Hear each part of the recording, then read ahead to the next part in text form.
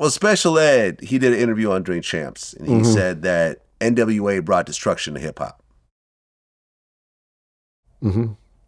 What do you think about that statement? Well, they brought more prominence to hip hop as well. You know? Yes, they did. I mean, they just brought the glaring reality of life in Los Angeles County, California. They found a way to articulate it and make it entertaining, you know, from LA to Compton, stories, you know, Watts, you know, and they did a wonderful job of it, and it just resonated throughout the globe. That's why our coast and culture is the more imitated around the globe, because it's you feel the tragedy and the triumph of of being a notable in the city. You know what I'm saying? And that's what pretty much everybody's trying to be. You know, whether you're dope dealer, the best basketball player, whatever, you striving to reach that peak. And I don't know, it might be that the cost of living is so high out here, and and it's just it's a lot of different dynamics that that make our story more, that resonate more, and it's more personable.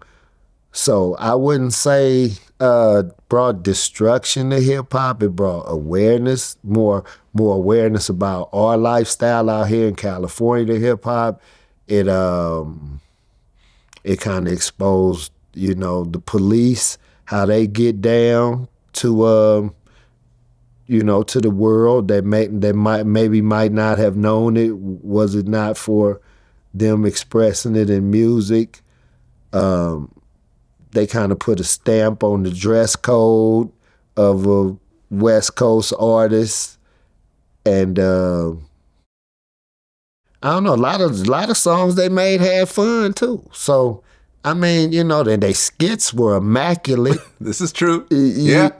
So it's like I wouldn't have went that far to say brought destruction to it, and maybe he had another angle for it, or maybe it was for attention. But I've interviewed him about it. I know Special Ed. In fact, the first rapper, I met Special Ed before. Yeah, he came to Doghouse before. Yeah, cool dude, man. Yeah. Cool dude. And matter of fact, I remember I told him this in our interview. The first rapper interview I ever did in my life was Special Ed at his house in Brooklyn. He invited me over. This is when I was writing a hip hop book. And he was one of the people I wanted to interview. He's like, yeah, come over.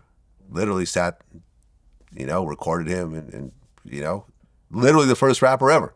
Yeah, he was. I was nobody at the time. I was literally had just gotten to New York, so it was a big deal to me. It was a special moment, and I think what he was saying, and he said that he did talk to the NWA members about it, like him and Ice Cube had a conversation, and basically what. I'm trying to paraphrase what he said, but essentially what Ice Cube told him was that at the time they were just doing kind of hood stories and didn't really think very much of it. It was like they were just trying to come up with content, little local stuff and whatever else, not thinking this is about to get worldwide. Right. And then it did. Yeah. Then they had to stand on it. Right. And, they didn't know the effect of what it was supposed to have. They was just trying the strength of street knowledge, like they say. They was doing local stuff, and then it became the biggest thing ever. Yeah. And who it would have was known? the biggest thing ever. It was the biggest thing ever. And shout out to, everybody having their own opinion. I don't got nothing bad to say about the dude Special Ed, because shit, that we on the mission. The mission, that was that was hip hop. I mean, I Got It Made had one of the greatest hip hop beats ever. You know what I mean? Yeah. Kind of find the Honda Scooters got 74. Even got a little island of my very own. Yeah, he was talking this shit. A dog with a solid gold bone. Yeah, we was all Special Ed, so everybody got an opinion in hip hop, though, Yeah. Vlad. Like everybody got an opinion in the world. You know, you can't live off the opinion of others. Exactly. You can't, or you'll find yourself in a box scared to move because it'll be like, oh, he might not like this. Oh, she might not like if I do this, or you know, and it's like shit. Fuck that. Do what you're comfortable with. Be yourself. Stand in your own truth. And now look, these dudes from Compton, you know, since our last interview, did the Super Bowl. Dre, Humongous. Snoop, Kendrick. 50 Cent. Yeah, but I'm talking about West Coast. Oh, gotcha. LA guys, Compton, LA, you know, Long Beach. Got you. Southern California doing the biggest stage in America. The The biggest Super Bowl stage. halftime show. Mega. You know, to go from local street, you know, Gotcha. entertainment to the biggest stage in the U.S. Mega. That's saying a lot. That's saying a whole That's lot. saying a lot.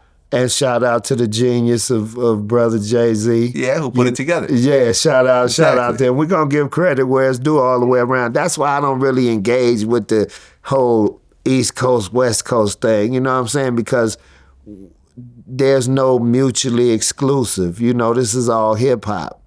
You feel Right. where I'm coming from? So, you know, it's always people that's involved that you don't even know about. That's you don't have no idea where they from, and they can be helping to further your career or further the culture. So, you know, you have to appreciate everybody for what they bring to the table.